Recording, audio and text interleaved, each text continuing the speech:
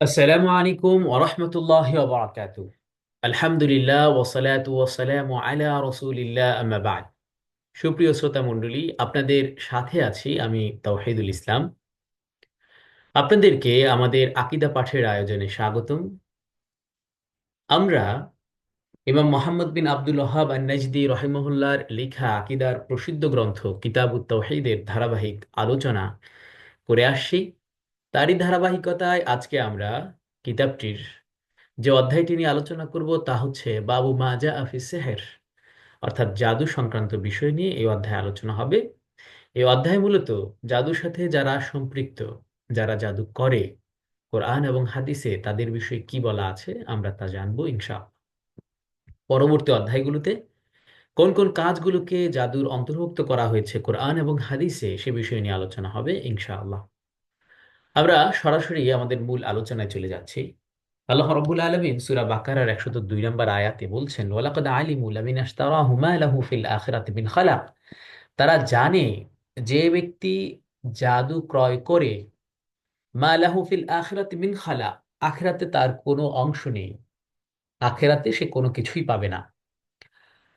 এই আয়াতে সুলাইমান আলাইহিস সালামের সময় সেই শয়তানের জাদু সংক্রান্ত বিষয়গুলো নিয়ে আলোচনা হয়েছে এবং সর্বশেষ আল্লাহ একটি মূল নীতি আমাদেরকে জানিয়ে দিয়েছেন। যারাই জাদুকে ক্রয় করে নেবে, জাদুর সাথে সম্পৃক্ত হবে, আখেরাতে তাদের কোনো রকমের কোনো কিছু অংশ থাকবে না, কোনো ভালো কিছু তাদের সাথে হবে না। সূরা নিসার 51 নম্বর আয়াতে আল্লাহ রাব্বুল আলামিন বলছেন যে আপনি কি দেখেন না যাদেরকে কিতাব দেওয়া হয়েছে, কিতাবের একটি অংশ দেওয়া হয়েছে, তারপরেও ইউমিনুনা বিল জিবতি ওয়াত তাগুত, কিছু মানুষ রয়েছে যারা জিবত এবং তাগুতের প্রতি ঈমান আনে। এটা আল্লাহ রাব্বুল আলামিন তাদের নিন্দা করে কথাটা বলেছেন। জিবত এবং তাগুত এ দুটির ব্যাখ্যায় আমরা দেখি ওমর রাদিয়াল্লাহু আনহু বলছেন জিবত হচ্ছে জাদু এবং তাগুত হচ্ছে শয়তান।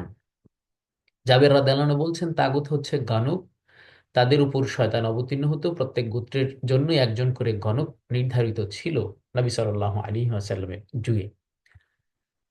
এ বিষয়ে আমরা হাদিসে দেখি আবু হুরায়রা রাদিয়াল্লাহু আনহুতে বর্ণিত, রাসূল সাল্লাল্লাহু আলাইহি ওয়াসাল্লাম বলছেন, ইজতানিবু সাবআল মুবিকাত, তোমরা 7টি ধ্বংসাত্মক জিনিস থেকে, 7টি ধ্বংসাত্মক বিষয় থেকে দূরে থাকো।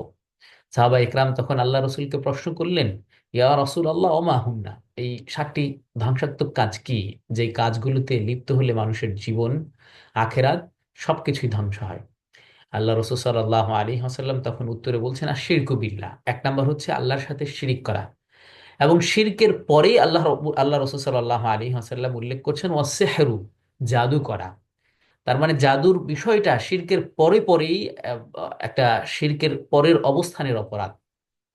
শিরক যেমন আমার দুনিয়া এবং আখিরাতের জীবনকে নষ্ট করে দেয়, আমার সব আমলকে নষ্ট করে দেয়, আল্লাহ রাব্বুল আলামিন আমার এই শিরকের গুনাহকে যেমন ক্ষমা করেন না, তার পরের অবস্থানে রয়েছে সেহের, যেটার মাধ্যমে আমার আখিরাতটাকে আমি বরবাদ করে দিব। 3 নম্বর ধ্বংসাত্মক কাজ হিসাবে আল্লাহ রসুল উল্লেখ করছেন ওয়াকাতুল্লাতি হারামাল্লাহু ইল্লা বিল হক, অন্যায়ভাবে কাউকে হত্যা করা। 4 নম্বর ওয়াকলুর রিবা, সুদ খাওয়া। 5 নম্বর ওয়াকলু মালিল ইয়াতিম, এবং ইয়াতিমের সম্পদ আত্মসাৎ করা। ওয়াত্তাওয়াল্লি ইয়াউমাজ যাহাব, যুদ্ধের ময়দান থেকে পলায়ন করা। ওয়াকাযফুল মুহসিনাতিল গাফিলাতিল মুমিনাত, মুমিন সতী মহিলার প্রতি কোন রকমের অপবাদ দেওয়া। এই 7টি কাজ হচ্ছে ধ্বংসাত্মক কাজ। আল্লাহ রসুল সাল্লাল্লাহু আলাইহি ওয়াসাল্লাম আমাদেরকে এই 7টি কাজ থেকে দূরে থাকতে বলেছেন। এই অধ্যায়ের সাথে সম্পৃক্ত হচ্ছে আমাদের 2 নম্বর কাজটি, জাদু করা, যেটাকে আল্লাহ রসুল সাল্লাল্লাহু আলাইহি ওয়াসাল্লাম 7টি ধ্বংসাত্মক কাজের একটি হিসেবে উল্লেখ করেছেন। জুনদুব রাদিয়াল্লাহু আনহু হতে বর্ণিত মারফু হাদিসটি আল্লাহ রসুল থেকেই বর্ণিত। আল্লাহ রসুল বলছেন, হাদ্দুস সাহির দরবাতুম বিসাইফ, জাদুকরের শাস্তি হচ্ছে তলোয়ারের আঘাতে গর্দান উড়িয়ে দেওয়া, অর্থাৎ মৃত্যুদণ্ড। যেটা আমরা অন্য আরেকটি হাদিসে স্পষ্ট হই, সহিহ বুখারীতে এসেছে হাদিসটি। ওমর রাদিয়াল্লাহু আনহু মুসলিম গভর্নরদের কাছে এই নির্দেশনামাটি পাঠিয়েছিল, আনিকতুলু কুল্লা সাহিরিন ওয়া সাহিরাতিন, তোমরা প্রত্যেক জাদুকর পুরুষ এবং জাদুকর নারীকে হত্যা করো। এই নির্দেশের পরে বলছেন সাহাবী যে আমরা এমন তিনজন জাদুকরকে হত্যা করেছিলাম। এবং হাফসা রাদিয়াল্লাহু আনহা থেকে সহিহ হাদিসে আমরা যেটি পাই, তিনি তার অধীনস্থ একজন কৃতদাসীকে হত্যা করার নির্দেশ দিয়েছিলেন যে তাকে জাদু করেছিল। তারপরে তাকে উক্ত নির্দেশে হত্যা করা হয়েছিল। তার মানে এই হাদিসগুলো স্পষ্ট করছে জাদুকর, তার শাস্তি হচ্ছে হত্যা, মৃত্যুদণ্ড। তো কতটা কঠিন একটি বিষয়! অথচ আমরা এখন দেখি আমাদের সমাজে জাদুর বিষয়টা খুবই সহজভাবে, একেবারে মানুষের চোখের সামনেই খুব সহজভাবে ছড়িয়ে পড়ছে। আল্লাহ রাব্বুল আলামিন এমন ঘৃণ্য কাজ থেকে আমাদেরকে দূরে থাকার তৌফিক দান করুন। এই অধ্যায় থেকে আমরা আসলে যেই তিনটি শিক্ষা, বড় শিক্ষা পাচ্ছি সেটি হচ্ছে ধ্বংসাত্মক ৭টি এমন বিষয়ের জ্ঞান আমরা পেলাম যেগুলোকে নিষেধ করা হয়েছে আমাদেরকে করতে। জাদুকরকে কাফের হিসাবে ঘোষণা দিতে হবে, তাও আবার সুযোগ ছাড়াই জাদুকরকে হত্যা করতে হবে, যেটা সরাসরি বলা হয়েছে।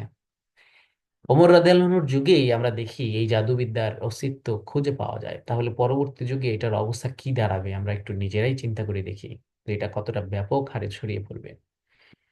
তো আল্লাহ রাব্বুল আলামিন জাদুর মতো এমন নিকৃষ্ট কাজ থেকে আমাদেরকে দূরে থাকার তৌফিক দান করুন। যারা এতক্ষণ যাবত আমাদের এই আলোচনা শুনেছেন সকলকেই অসংখ্য ধন্যবাদ।